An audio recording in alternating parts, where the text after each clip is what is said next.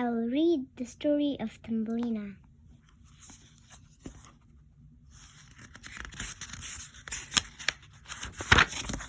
Thumbelina.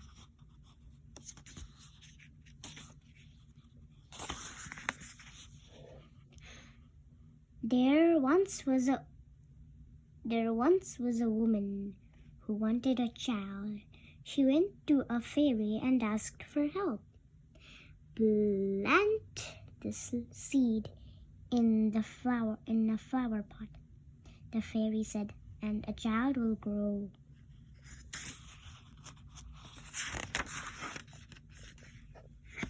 The plant grew quickly.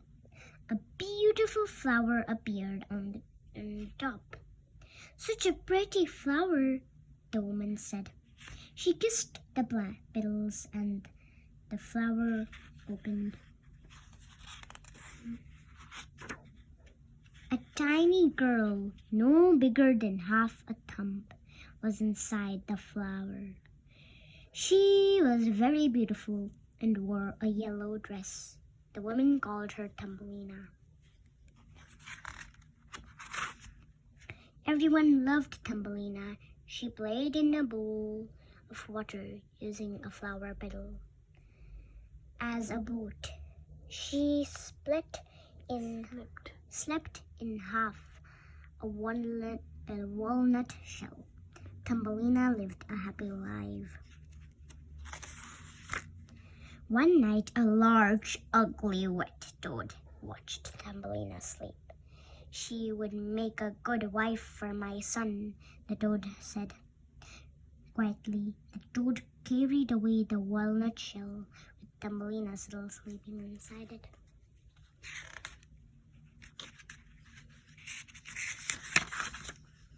The toad and her son put Thumbelina on a lily pad in a stream. She can't swim to shore, the toad said. She will be trapped until she marries you.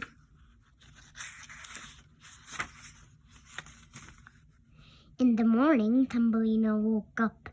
She started to cry. How will I get home? She was very scared. Some fish in the stream heard Thumbelina crying. They came to help. The fish chewed through the steam of the lily pad. Thumbelina was free. She floated downstream on the lily pad. A beautiful butterfly landed on the lily pad. Thumbelina climbed onto the butterfly's back.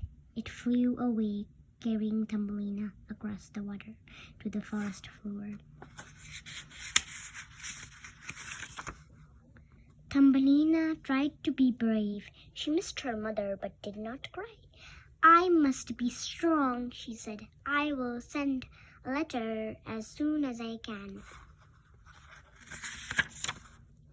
Thumbelina lived happily in the forest. She drank honey from plants and water dripping off leaves. She built a little hut in the grass. All was well until winter came.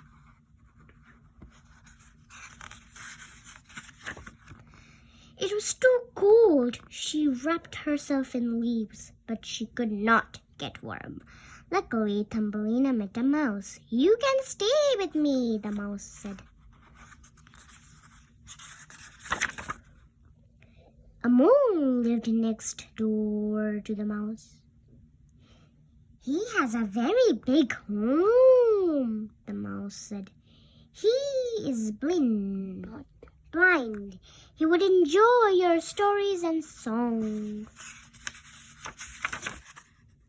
So every day Thumbelina walked through a tunnel to see Mole. She sang songs and told stories to entertain him. Soon Mole fell in love with Thumbelina, but he did not tell her. One day Thumbelina found a swallow in the tunnel. The bird was very, very sick.